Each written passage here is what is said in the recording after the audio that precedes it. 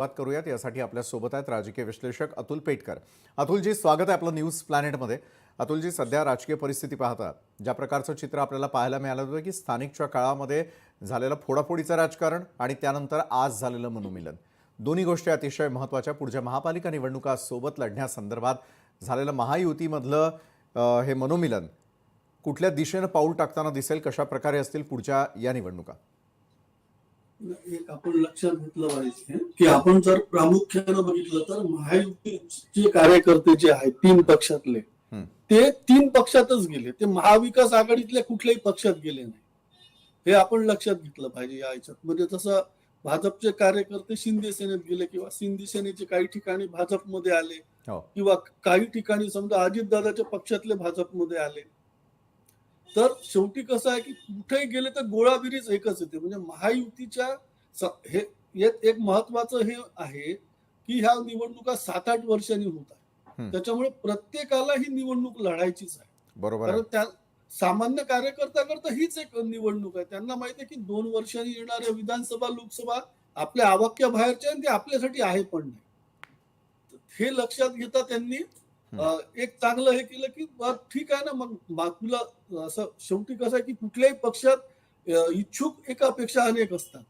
आणि जागा तर एकालाच मिळणार। तर मग हे परस्पर मला जे दिसतं, माझं निरीक्षण असं आहे की तीन पक्षांनी एक परस्पर म्युच्युअल अंडरस्टँडिंग असं केलं की मग जो आमच्याकडे ऍडजस्ट होत नाही तो तुम्ही घ्या, पण महायुतीच्या बाहेर कार्यकर्त्याला जाऊ नका तुम्ही। तर या तुम्हाला एक दिसलं असेल की ते प्रामुख्याने झालं आणि त्यांच्यात ते अंडरस्टँडिंग होतं। आणि त्यांच्यात एक गोष्ट आणखी ठरलेलीच आहे की जिथं ज्याची शक्ती आहे तिथं त्यांनी तिथे दुसऱ्यांनी हस्तक्षेप करायचा। जसं आपण उदाहरणार्थ विदर्भ घेतला तर विदर्भात 100% भाजपच आहे। तर एकेकाळी विदर्भ हा काँग्रेसचा गड होता अशी एक दंतकथा आता सांगितली जाते सगळीकडे, पण ती दंतकथा झाली आता, वन्स अपॉन अ टाइम असं झालं। आता भाजप आहे। पुणे जिल्हा किंवा पश्चिम महाराष्ट्राचा जो काही भाग आहे निर्विवाद तिथे राष्ट्रवादी आहे आणि तिकडे मग ठाणे, कल्याण, डोंबिवली तो जो पट्टा आहे तिकडे अर्थात शिवसेना, शिंदे सेना आहे। तर प्रत्येकाने हे आधीच ठरलं आहे त्यांच्या की आपापल्या भागात ज्याची ताकद आहे तिकडे घुसखोरी करायची नाही। आणि या बैठकीत हे ठरलं की आता मात्र आपण एकमेकाचे कार्यकर्ते घ्यायचे नाही, त्याच्यावरही त्यांची सहमती झाली। त्याच्यामुळे जसं मुंबई आहे, मुंबईमध्ये राष्ट्रवादीची तशी म्हणजे जेव्हा राष्ट्रवादी एक संघ होती तेव्हाही राष्ट्रवादीची फार ताकद नव्हती।